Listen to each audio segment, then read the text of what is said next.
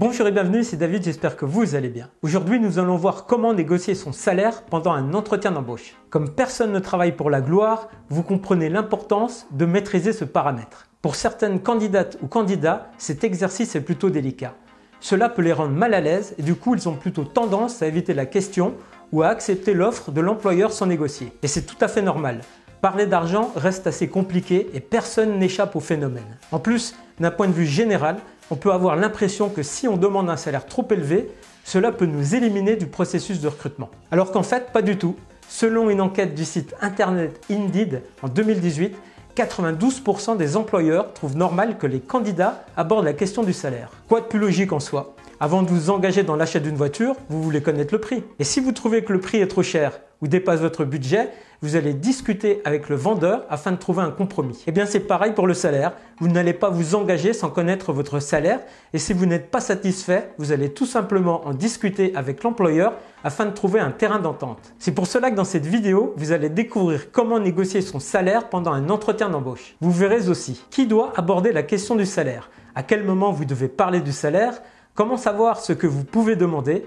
Je vais vous donner 4 techniques simples de négociation et pour finir, vous allez voir comment conclure une négociation. Mais juste avant, si vous voulez recevoir régulièrement des conseils pour décrocher votre meilleur job, je vous invite à cliquer sur le bouton s'abonner. Bonjour, je m'appelle David, je suis conseiller en recrutement. Dans ma carrière, j'ai réussi plus de 100 recherches d'emploi. Depuis 2009, j'ai aidé plus de 1200 candidats en recherche d'emploi à décrocher leur job idéal grâce à de nouvelles techniques marketing. Alors pour commencer, nous allons voir qui doit aborder la question du salaire. Comme je vous l'ai dit avant, vous ne devez pas être gêné de parler de votre futur salaire. N'oubliez pas que 92% des recruteurs considèrent normal que les candidats abordent cette question. Si l'employeur ne vous en parle pas, n'hésitez pas de poser le sujet sur la table, mais pas à n'importe quel moment. Donc, quel est le meilleur moment pour évoquer ce point? Il existe 2 écoles. La première école, le timing parfait pour négocier son salaire, serait le deuxième entretien. Pourquoi? Certains recruteurs estiment que c'est à ce moment-là que le ou la candidate se trouve en position de force. La deuxième école, c'est celle que je préfère. Le moment parfait pour moi est dès le premier entretien. Pourquoi? Imaginez que vous êtes convoqué à un entretien à 200 km de chez vous. Vous devez engager des frais pour vous déplacer, train ou essence. Vous allez sûrement y consacrer une demi-journée entre le déplacement et l'entretien d'embauche. Vous gagnez par exemple 2000 € bruts dans votre ancien emploi. Cette fois-ci, vous aimeriez gagner 2000 € bruts plus 15% d'augmentation, c'est-à-dire 2300 € bruts par mois. Vous ne parlez pas du salaire et l'employeur non plus lors du premier entretien. L'employeur vous rappelle et vous convoque à un deuxième entretien. Excellente nouvelle. Vous reprenez un billet de train ou refaites le plein de votre voiture pour aller à ce deuxième entretien. Donc jusqu'à maintenant, vous avez payé de votre poche 2 billets de train ou 2 pleins d'essence pour faire vos 400 km aller-retour. Le deuxième entretien se passe super bien et au moment d'aborder la question du salaire, l'employeur vous dit que pour ce poste, le salaire est de 1600 € bruts. Et là, c'est la douche froide. Votre ancien salaire était de 2000 € et vous vous étiez fixé comme objectif 2300 €. On en est donc loin avec les 1600 € proposés. Vous expliquez votre situation à l'employeur qui vous répond gêné que ce sont les salaires habituellement pratiqués dans l'entreprise et que toutes les personnes embauchées à ce poste ont toutes reçu ce salaire et qu'il ne peut malheureusement pas déroger à la règle. Que de temps et d'argent perdu. Tout ça parce que vous n'avez pas parlé du salaire lors du premier entretien. Et cette histoire est du vécu, je l'ai appris à mes dépens. Donc, depuis cette histoire, j'ai toujours parlé du salaire dès le premier entretien. Aucun recruteur ne m'en a fait la réflexion et de toute façon, on travaille tous pour l'argent et non pour la gloire. À quel moment vous devez parler du salaire? En général, l'entreprise connaît dès le départ la rémunération qu'elle va vous proposer. L'employeur peut probablement vous poser la question à la fin de l'entretien. Quelles sont vos prétentions salariales? C'est à ce moment que la négociation commence.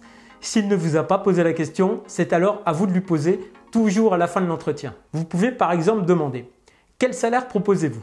Quelle est votre fourchette de salaire pour ce poste? » ou « Quelle rémunération avez-vous envisagé pour ce poste ?» Abordez toujours la question à la fin de l'entretien une fois que vous vous êtes bien vendu. De toute façon, vous aurez toujours la possibilité de parler du salaire. Un exemple, les recruteurs terminent tout le temps un entretien en vous demandant « Avez-vous des questions avant de conclure cet entretien ?» Faites-le à ce moment-là si vous n'avez pas eu l'occasion auparavant. Comment savoir ce que vous pouvez demander? Si vous voulez connaître les salaires proposés pour votre emploi ou votre secteur d'activité, il existe une technique simple. Vous devez étudier le marché des offres d'emploi. C'est une mine d'informations concernant les salaires offerts par les entreprises. Les recruteurs ont de plus en plus tendance à fournir la fourchette de rémunération pour le poste à pourvoir dans le but de rendre les annonces plus attirantes. Pour consulter les salaires pratiqués, vous devez aller sur les sites internet d'offres d'emploi comme Indeed, Monster, Quel Job, etc., etc.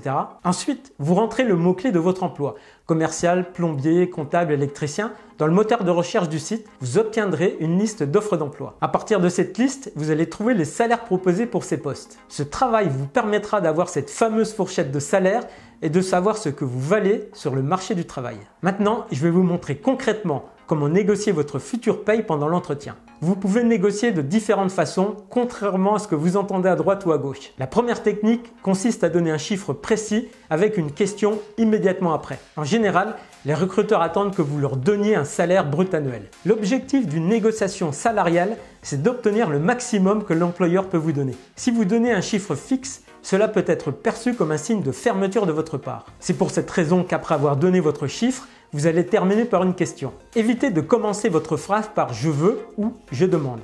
Mieux vaut dire « un salaire de 25 000 € annuel brut me semble justifié, qu'en pensez-vous » Avec cette question, vous ouvrez le dialogue pour une négociation salariale. Deuxième technique, proposez une fourchette de salaire. Si vous utilisez la technique de la fourchette, faites attention à une chose. Il faut que le salaire le plus bas de la fourchette soit le salaire que vous voulez.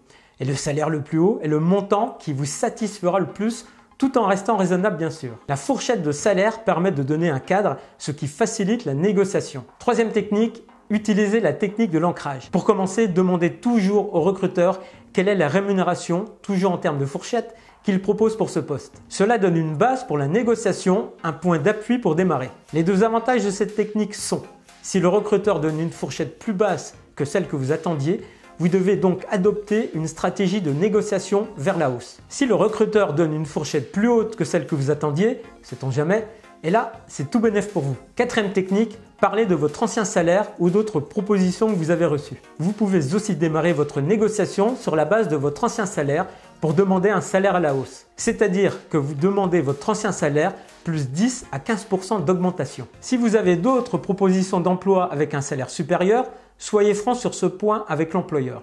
Si cet employeur est vraiment intéressé, il n'hésitera pas à s'aligner sur la proposition afin de vous recruter. Comment conclure une négociation? Il y a 3 cas de figure. Premier cas, le salaire vous convient, vous l'acceptez immédiatement. Deuxième cas, le salaire vous convient, mais vous pensez pouvoir gagner davantage. Exemple, vous possédez une compétence rare qui fait vraiment la différence. À ce moment, vous devez expliquer clairement pourquoi vous pensez mériter plus et si possible, donner des chiffres pour appuyer vos propos. De toute façon, vous ne perdez rien à tenter la contre-proposition. Troisième cas, le salaire ne vous convient pas. Si vous avez d'autres propositions, vous pouvez vous permettre de refuser la proposition de l'employeur. Autrement, si vous postulez dans une petite entreprise, il est possible qu'elle ne puisse pas vous proposer le salaire que vous voulez. Par contre, si elle vous propose divers avantages comme une voiture de fonction, une mutuelle ou des bons d'essence, c'est tout aussi intéressant que 150 € supplémentaires sur votre fiche de paye. Et des fois, il vaut mieux accepter un job moins bien payé si celui-ci peut vous permettre de gagner en expérience ou en compétences. Cela vous permettra ensuite de vous vendre plus cher lors de vos futurs entretiens d'embauche. D'ailleurs, si vous êtes convoqué à un entretien de recrutement,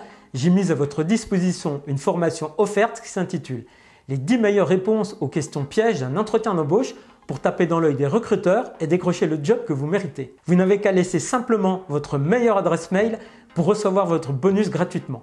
Vous trouverez le lien dans la description de la vidéo. Et si vous avez aimé, merci par avance de liker, commenter et partager. Ça fait toujours plaisir et ça aide ma chaîne à se développer. Je vous remercie de m'avoir écouté. N'oubliez pas de croire en vous, de ne rien lâcher et d'être professionnel. La persévérance et le travail finissent toujours par payer. Et pour finir, je vous souhaite une bonne continuation pour votre recherche d'emploi.